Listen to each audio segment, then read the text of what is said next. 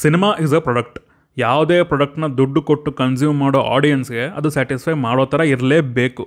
For example 1,00,000 phone ತೊಗೋತಾ ಇದ್ದೀವಿ ಅಂತಂದರೆ ಆ 1,00,000ಕ್ಕೆ ಬೆಲೆ ಇರಬೇಕು. ಅದು ಬಿಟ್ಟು 1,00,000 ಪ್ರೈಸ್ ಇಟ್ಟು ನೋಕಿಯಾ ಆ್ಯಂಡ್ರಾಯ್ಡ್ ಫೋನ್ ಕೊಟ್ಟರೆ ಹೇಗಿರುತ್ತೆ? ಅದೇ ಆಗಿರೋದಿಲ್ಲ. 1,000 ಗುರು ಟಿಕೆಟ್ ಪ್ರೈಸ್, ಏನು ಬೆಲೆ ಬೇಡವ ಆಡಿಯನ್ಸ್ ಕೊಡೋ ದುಡ್ಡಿಗೆ?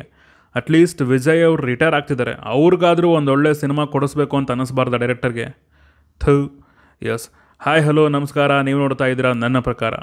Greatest of all time, directed by Venkat Prabhu, starring Vijay in lead role. Early morning ಶೋಗೆ ಹೋಗಿದ್ದಾಯಿತು, ನೋಡ್ಕೊಂಡು ಬಂದಿದ್ದಾಯಿತು. ಹಾಗೆಯೇ ಇಬ್ಬನಿ ತಬ್ಬಿದ ಇಳೆಯಲಿ ಅನ್ನೋ ಒಂದು ಕನ್ನಡದ ಸಿನಿಮಾ ಈ ವಾರ ರಿಲೀಸ್ ಆಗ್ತಿದೆ. ಅದರ ರಿವ್ಯೂ ಕೂಡ ಆದಷ್ಟು ಬೇಗ ಬರುತ್ತೆ. ಆ್ಯಂಡ್ ಆ ಸಿನಿಮಾ ಕಂಟೆಂಟ್ನ ನೋಡಿ ಇಷ್ಟ ಆದರೆ ಥಿಯೇಟ್ರಿಗೆ ಬನ್ನಿ. ಹಲೋ ಬಾಸ್, ನಿಮಗೆ ಕನ್ನಡ ಸಿನಿಮಾ ಬೆಳೆಸಿರೋ ಬೇರೆ ಭಾಷೆ ಬಿಡ್ರು ಅಂತ ಕಮೆಂಟ್ ಹಾಕ್ತಿದ್ದೀರಲ್ಲ, ನಿಮಗೆ ಹೇಳಿದ್ದು ನೀವು ಥಿಯೇಟ್ರಿಗೆ ಬನ್ನಿ ಫಸ್ಟ್. ಸರಿ, ಈಗ ಇದು ನಿಜವಾಗ್ಲೂ ಗೋಟಾ ಅಥವಾ ನಮ್ಮನ್ನು ಗೋಟ್ ಮಾಡುತ್ತಾ ಅಂತ ಮಾತಾಡುವ ಬನ್ನಿ. ಗೋಟ್ ಸಿನಿಮಾದ ಒನ್ ಲೈನ್ ಸ್ಟೋರಿ ವಿಚಾರಕ್ಕೆ ಬಂದರೆ, ಗಾಂಧಿ ಮತ್ತು ಅವನ ಗ್ಯಾಂಗ್ ರಾ ಅಂಡರ್ ಬರೋ ಸ್ಯಾಟ್ಸ್ ಅನ್ನೋ ಒಂದು ಟಾಸ್ಕ್ ಫೋರ್ಸಲ್ಲಿ ಕೆಲಸ ಮಾಡ್ತಿರ್ತಾರೆ. ಅವ್ರು ಫಿನಿಷ್ ಮಾಡಿರೋ ಮಿಷನ್ಗಳಲ್ಲಿ ಒಬ್ಬ ಇವ್ರ ಮೇಲೆ ರಿವೆಂಜ್ ತಗೋಬೇಕು ಅಂತ ನಿಲ್ತಾನೆ. ಅವನು ಯಾರು, ಅವ್ನು ಏನು ಮಾಡ್ದ ಇವ್ರುಗಳ ಜೊತೆ ಅಂತ ನೀವು ಸಿನಿಮಾ ನೋಡಿದ್ರೆ ತಿಳ್ಕೊತೀರಾ. ಸಿನಿಮಾದಲ್ಲಿ ನನಗೆ ಇಷ್ಟ ಆಗಿದ್ದು ತಲಪತಿ ವಿಜಯ್. ಇಡೀ ಸಿನಿಮಾನ ಈ ಮನುಷ್ಯ ಇವ್ರ ಸ್ಕ್ರೀನ್ ಪ್ರೆಸೆನ್ಸ್ ಮುಖಾಂತರ, ಇವರ ಪರ್ಫಾರ್ಮೆನ್ಸ್ ಮೂಲಕ ಎತ್ಕೊಂಡು ಹೋಗಿದ್ದಾರೆ. ಎಮೋಷ್ನಲ್ ಸೀನ್ಸಲ್ಲಿ ತುಂಬ ಚೆನ್ನಾಗಿ ಪರ್ಫಾರ್ಮ್ ಮಾಡಿದ್ದಾರೆ ಈ ಸಿನಿಮಾದಲ್ಲಿ. ಹಾಗೆಯೇ ಡುವೆಲ್ ರೋಲ್ ಇರೋದ್ರಿಂದ ಎರಡು ಪಾತ್ರದ ಪರ್ಫಾರ್ಮೆನ್ಸಿಂದ ಆಡಿಯನ್ಸ್ನ ಸ್ಯಾಟಿಸ್ಫೈ ಮಾಡೋ ಚಾಲೆಂಜ್ನ ಈಸಿಯಾಗಿ ಬೀಟ್ ಮಾಡಿದ್ದಾರೆ.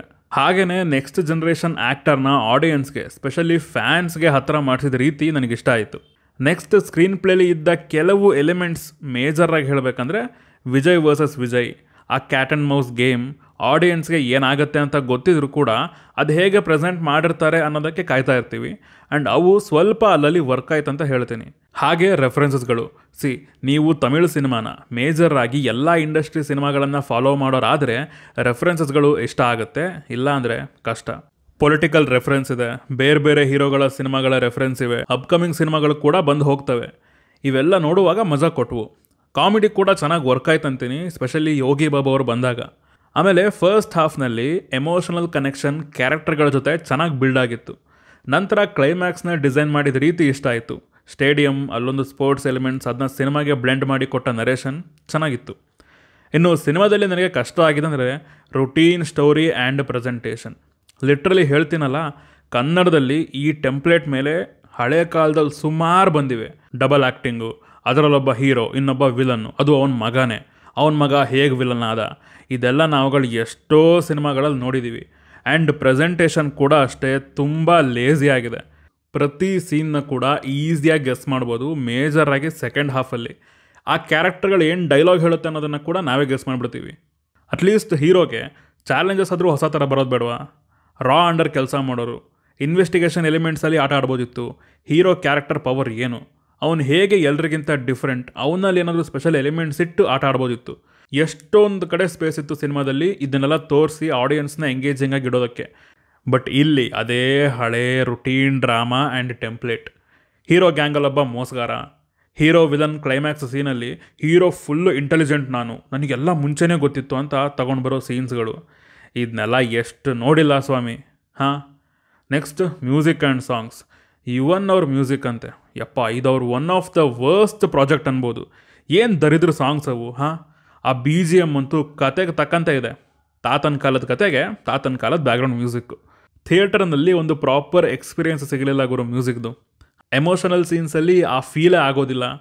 ಆ್ಯಕ್ಷನ್ ಸೀನ್ಗೆ ಆ ಎನರ್ಜಿನ ತಂದು ಕೊಟ್ಟಿಲ್ಲ. ಇನ್ನು ಆ ಸಾಂಗ್ಸು, ಅದರ ಹತ್ರ ಹೋಗದೇ ಇರೋದೇ ತುಂಬ ಒಳ್ಳೆಯದು. ಒಂದಾರ ನಿರೂಪಾಗಿರೋ ಸಾಂಗ್ಸ್ ಇದಾವ, ಕರ್ಮ. ಅದ್ರ ಪ್ಲೇಸ್ಮೆಂಟ್ ಅದು ಇನ್ನೊಂದು ರೋದನೆ ಅದು. ಅಲ್ಲ ಗುರು, ಎಂಥ ಇಂಟ್ರೆಸ್ಟಿಂಗ್ ಸೀನ್ ನಡೀತಾ ಇರುತ್ತೆ. ಕಟ್ ಮಾಡಿದರೆ ಡುಯೆಟ್ ಸಾಂಗು, ಕೊಯ್ ಕೊಯ್ ಕೊಯ್ ಕಕ ಕಕ ಕೊಯ್ ಕೊಯ್ ಕೊಕ ಕಕ ಕಕ ಅಂತ. ಸ್ಪಾರ್ಕ್ ಅಂದ್ಕೊಂಡು, ಮಟ್ಟ ಅಂದ್ಕೊಂಡು, ಕರ್ಮ ತೆಗಿ. ಆಮೇಲೆ ಆ VFX ಕೂಡ ತುಂಬ ಆಡಾಗಿ ಕಾಣಿಸುತ್ತೆ. ಆ ಡಿ ಏಜಿಂಗ್ ಟೆಕ್ನಾಲಜಿ ಏನಿದೆ ಅದು ಕ್ಯಾರೆಕ್ಟರ್ಗೆ ಚೆನ್ನಾಗಿ ವರ್ಕ್ ಆಗಿದೆ.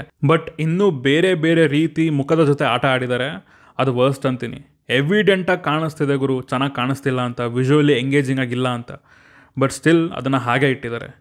Next lengthy action episodes. Even action ಕೂಡ ಏನು ಯಾವುದೂ ಯುನೀಕ್ ಎಕ್ಸ್ಪೀರಿಯನ್ಸ್ ಕೊಡೋ ಥರ ಇರಲಿಲ್ಲ, ಆ್ಯಾವ್ರೇಜ್ ಆಗಿತ್ತು. ಇಷ್ಟೆಲ್ಲ ಆದಮೇಲೆ ಪ್ರಾಡಕ್ಟ್ ಕೈಗೆ ಬಂದ ಮೇಲೆ ಒಂದೊಳ್ಳೆ ಜಡ್ಜ್ಮೆಂಟ್ ತೊಗೊಂಡು ಪ್ರಮೋಷನಲ್ ಕಂಟೆಂಟ್ನ ಸರಿಯಾಗಿ ಪ್ಲ್ಯಾನ್ ಮಾಡಿಬಿಟ್ಟಿದ್ರೆ ಆ ಸಣ್ಣ ವಿಜಯ್ ಕ್ಯಾರೆಕ್ಟರ್ ರಿವೀಲ್ ಆದಾಗ ಒಂದೊಳ್ಳೆ ಅನ್ಎಕ್ಸ್ಪೆಕ್ಟೆಡ್ ಎಕ್ಸ್ಪೀರಿಯನ್ಸ್ ಸಿಕ್ಕಿರೋದು, ಥಿಯೇಟ್ರ್ನಲ್ಲಿ ಮಜಾ ಇರೋದು. ಅದನ್ನು ಎಲ್ಲ ಕಡೆ ಬಿಡ್ಕೊಂಡು ಬಂದು ಕೈಯಾರೆ ಹಾಳು ಮಾಡಿಕೊಂಡ್ರು. ಆ ಕ್ಯಾರೆಕ್ಟರ್ ಬಂದಾಗಲೇ ಅರ್ಧ ಗೆಸ್ ಮಾಡಿರ್ತೀವಿ, ಸೆಕೆಂಡ್ ಹಾಫ್ ಶುರು ಆದಮೇಲಂತೂ ಅದು ಏನೇನು ಮಾಡುತ್ತೆ ಅಂತ ನಾವೇ ಹೇಳ್ಬಿಡ್ಬೋದು. ಓವರಾಲ್ ಆಗಿ ನನಗಿದೊಂದು ಬಿಲೋ ಆ್ಯಾವ್ರೇಜ್ ಎಕ್ಸ್ಪೀರಿಯನ್ಸ್ ಕೊಡ್ತು.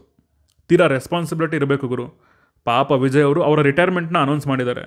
ಇಂಥ ಟೈಮಲ್ಲಿ ಒಳ್ಳೊಳ್ಳೆ ಸಿನಿಮಾಗಳು ಕೊಡೋದು ಬಿಟ್ಟು ಈ ಥರದ್ದು ಕೊಟ್ಟರೆ ಫ್ಯಾನ್ಸ್ಗೆ ಸ್ಕ್ರೀನ್ ಪ್ರೆಸೆನ್ಸ್, ಪರ್ಫಾರ್ಮೆನ್ಸ್ ಆ್ಯಂಡ್ ರೆಫರೆನ್ಸ್ಗಳಿಂದ ಈಸಿಯಾಗಿ ಸ್ಯಾಟಿಸ್ಫೈ ಆಗ್ತಾರೆ. ಬಟ್ ಓವರಾಲ್ ಸಿನಿಮಾ ಕಷ್ಟನೇ. ಫ್ಯಾಮಿಲಿ ಜೊತೆ ನೋಡ್ಬೋದು, ಥಿಯೇಟ್ರಿಕಲ್ ಎಕ್ಸ್ಪೀರಿಯೆನ್ಸ್ ವರ್ಸ್ಟು. ಆ ವೈಬೇ ಇಲ್ಲ ಸಿನಿಮಾದಲ್ಲಿ.